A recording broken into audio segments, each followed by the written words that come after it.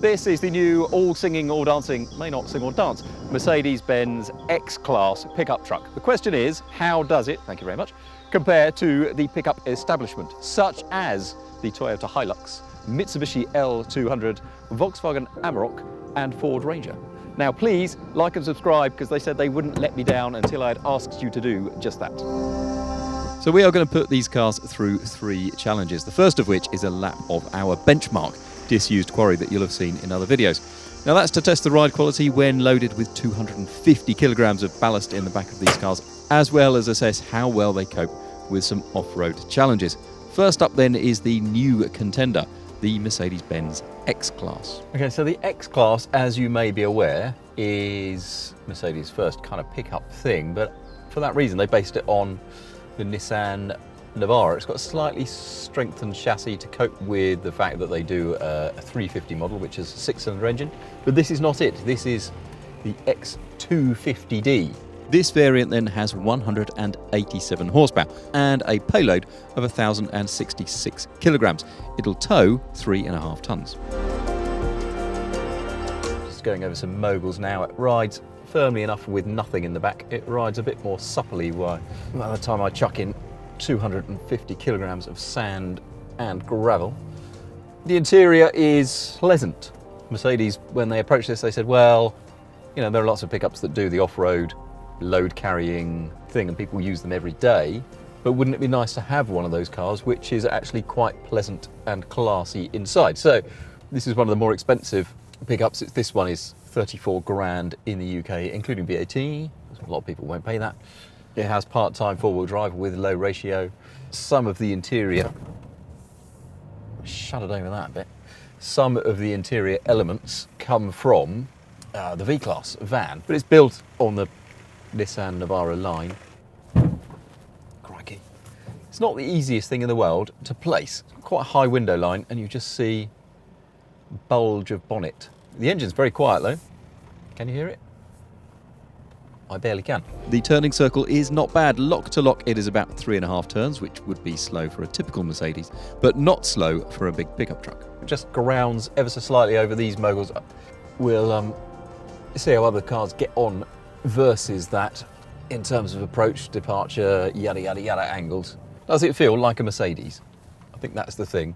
In terms of the interior feel, the infotainment system, yes it does, but there are things that give it away, you know, the very old school, old fashioned big gear lever, the fact it's got so many turns, locks a lock, and you know, it feels like a pickup truck. As the person who swapped it with me yesterday said, it's pretty crude, mate.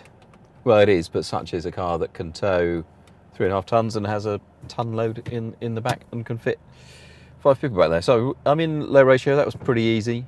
Stick it in neutral, electronically switch it. This is an unusual pickup in that it's got multi-link rear suspension. Now it still has a live axle, but most trucks like this have leaf springs. That makes them more rugged, typically. But the Navara and hence the X Class does not. It went over the big thing we think some of the cars might ground on quite nicely. On full lock it grinds a bit in low ratio, that's not surprising. The centre diff is locked. Am I impressed? Reasonably. But the truth will come when we try something else. It's like cricket, there's no good telling just after the first innings. You'll find out once somebody else has batted too. And next into bat is the Ford Ranger, which is one of the lower powered trucks here with just 158 horsepower and 284 pounds-foot, but it's also one of the cheapest. But things are competitive. It doesn't ride too badly with the stuff in the back, but just is scrabbling over the moguls quite a lot of smoke coming out the back, well, dust coming out the back. Turning circle is good, steering is light. I like the steering actually. Does steer very nicely, very consistently. Ford tends to try and put the same kind of feel into all of its vehicles, whether that's a Fiesta or Mondeo or even, I guess, a Ranger. One of the more dynamic cars to drive. It's got 2.2 litre 4-cylinder engine, 1080 kilo payload. You can tow 3.5 tons with it. In this limited version, it's got the sort of touch screeny thing in the middle.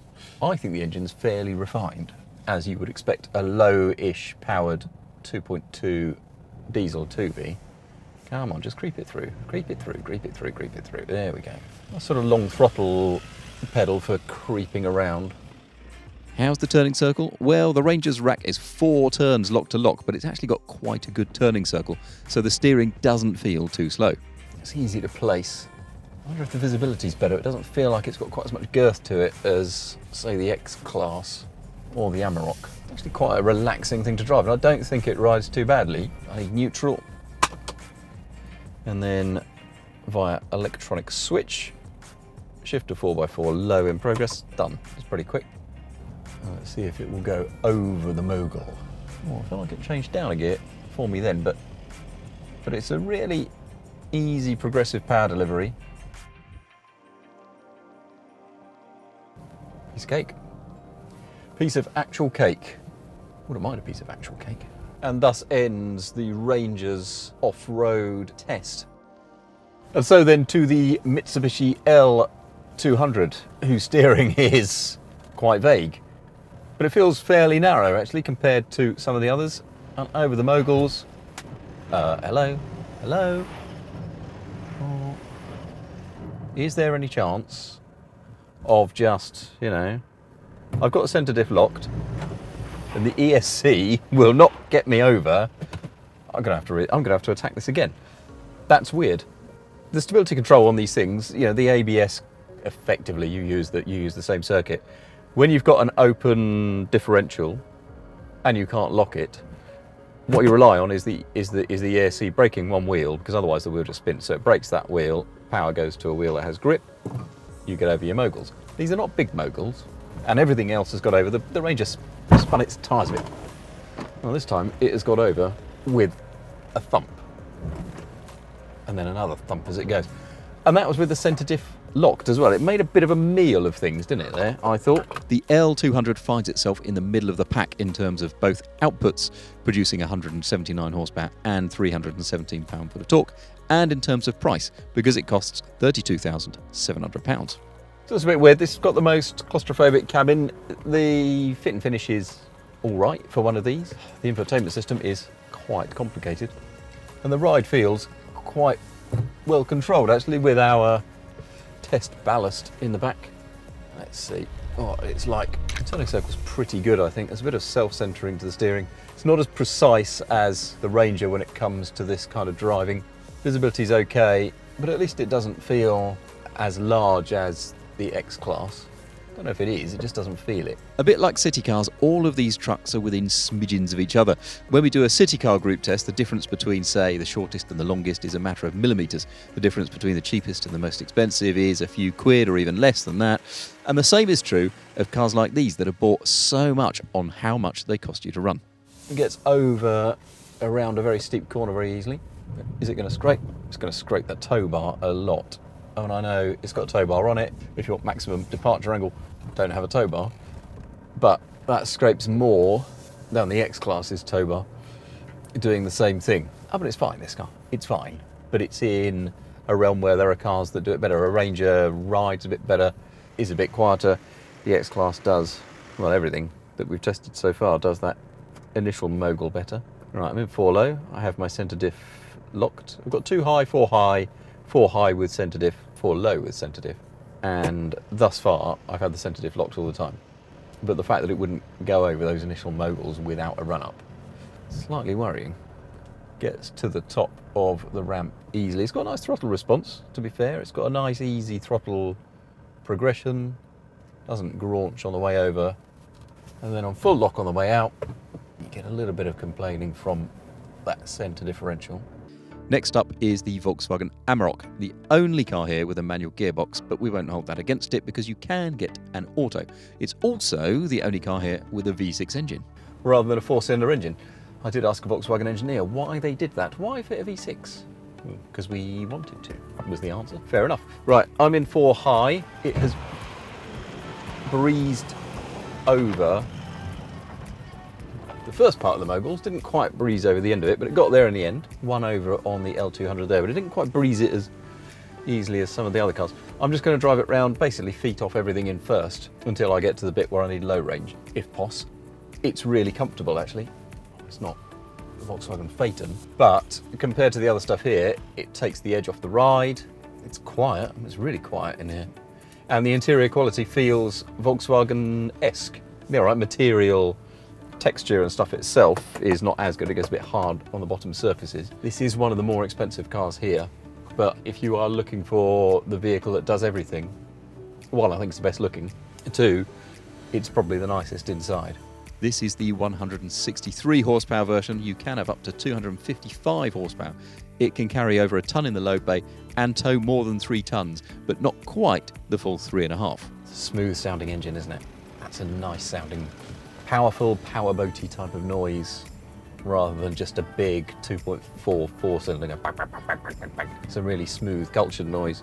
If you're looking for one that will impress you as a car, this is the one. Right, 4x4 low. Let's find out how it deals with the hill. Ooh, low range is low. It sounds good. It sounds really nice. Got to keep a little bit of power on. Yeah, breakover's fine. Even though it's got big side steps on it, so it looks the bee's knees. Oh, and low range is very low. Crawls down there and in first has a crawler gear. Really nicely. Really, really sedately. This is arguably the most impressive of the bunch so far. And finally to the Toyota Hilux, which you may have seen on your television screen in the news with somebody standing in the back with a machine gun. It is the vehicle of choice throughout a lot of the world.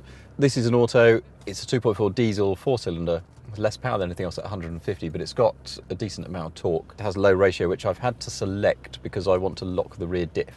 And I can't lock the rear diff if I'm in 4 high. But as a result, it breezes over remarkably easily. And the turning circle is okay. It's got a curious sort of interior in that it's not that car-like, but it is quite Toyota-ish in how it looks unusual, and the interior materials are quite scratchy. But then this is one of the more affordable of these vehicles. The ride's a little bit bouncier than the Volkswagen particularly, but it feels relatively compact. It's got more than a tonne payload, but it'll only tow 3.2 tonnes rather than 3.5. Does that matter?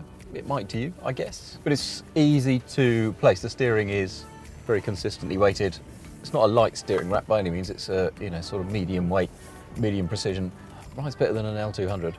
It's one of those cars that does everything reasonably well. If you want the most refined car-like pickup, this is not the one for you, but it doesn't quite feel like it's got the same level of suppleness as the Volkswagen. But these cars are all sort of drifting into one another. L200 aside, which I think very obviously sits nearer the bottom.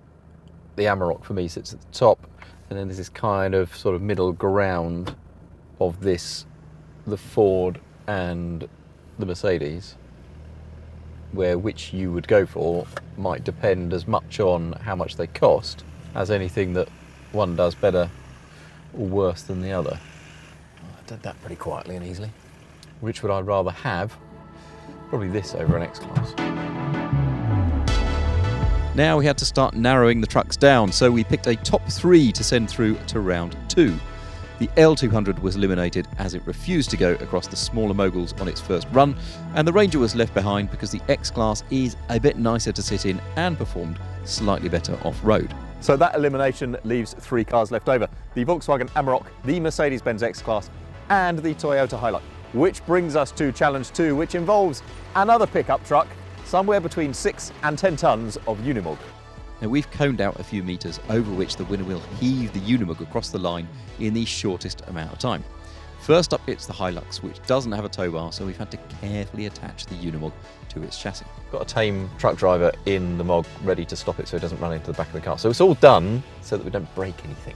Because you and I, we've all seen stuff where things go terribly wrong on the internet. Right, I am ready. Simon is ready. 3, 2, 1.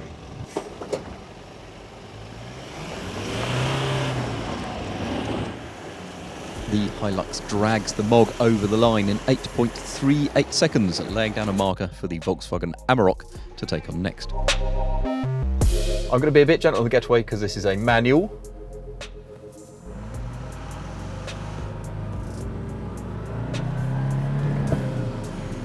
The Amarok doesn't get away from the line as cleanly as the Toyota, and it crosses the finishing line in 9.93 seconds, more than a second and a half shy of the Hilux. and the X Class comes in the slowest of the three with a time of 10.55 seconds. The Amarok is slightly hampered in this test by being a manual rather than an auto, but it's a really good pickup, feeling classy inside and being an excellent all-rounder. The X Class is a decent pickup, but not ultimately a great Mercedes. Now obviously we don't only decide a winner on the basis of which can tow a Unimog the fastest. In terms of its size, its price and its ability, the Hilux is everything a working pickup should be. Okay, so the Toyota Hilux to your left, my right, is the winner, which means it faces the big one, the Unimog. Actually, this is the small one. This is as small as Mogs get. It's the U218, which means it has a meagre 5.1 litre four-cylinder engine in the front, driving all four wheels. Only makes about 175 horsepower, but it also makes 550 foot-pounds of torque. But it's what you can do to the Unimog chassis, which alone weighs 6 tonnes, all in it weighs about 10, evenly distributed, that makes it special. So for example, this one has a power takeoff at the front, which means you can do boring things with it, like attach a mower or a thing that cleans the inside of tunnels, or tree surgeons use them, things like that. The Belgian army put machine guns in them, which is excellent. It's the whole versatility of them that is the really special thing, and also they're very low geared. They've got 8 forward speeds, 6 reverse speeds, but we'll take a look inside and I'll show you exactly what it does.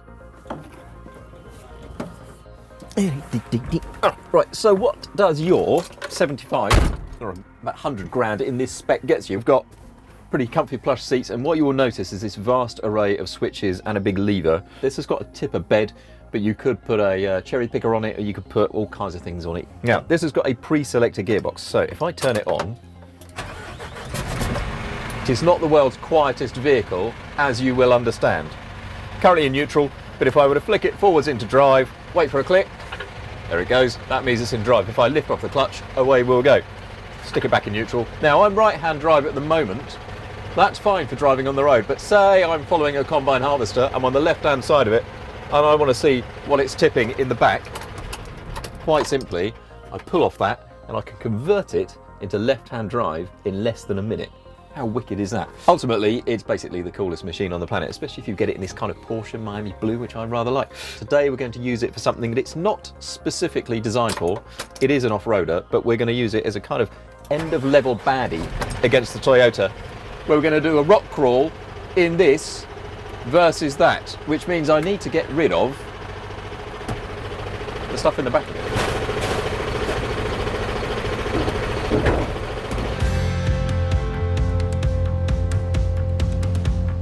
I've got my Sherpas outside showing me what to do. So it does feel a little bit precarious. I'm in first of 8 gears.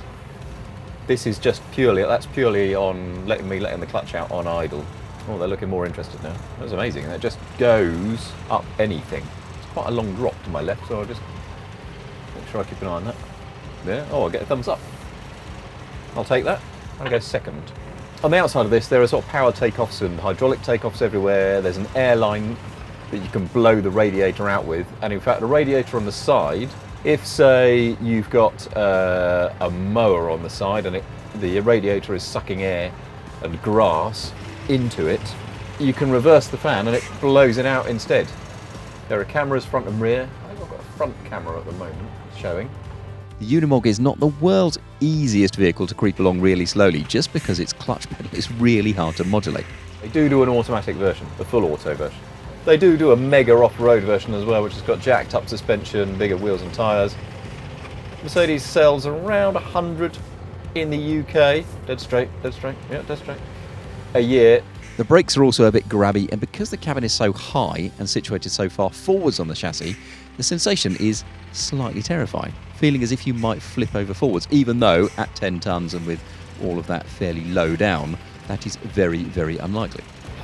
Bells. And as well as there's the articulation, of which there is enough, the chassis is designed so that it actually twists slightly as well, so it increases the axle articulation that way. Ground clearance is strong because the differential, which is offset to one side or another, there are live axles front and rear, but to gain more ground clearance, the axle sits above the centre line of the wheel, and then there is a gearbox each side underneath the axle. These lads look very confident from the outside. It feels rather precarious from in here. I mean, if it does fall off these rocks and fall down to the left, it would keep going for several minutes.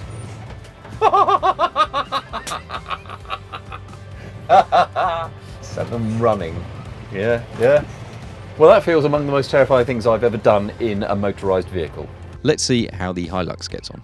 Now, this is not really strictly the remit of a pickup truck, but I think it's a worthy test, and we're going to see how far it gets, see how good as a percentage it is compared to the Unimog. The pedals are much easier to modulate. There's creep when you lift off straight away, obviously, which helps, even more so in low ratio. Haven't got much less power than the Unimog. You do have rather a lot less torque, rather a lot less weight as well, and not quite such low gearing. But I'm making quicker progress already, I think. To be fair, just lift off the brakes, and that is overcoming, oh, stop.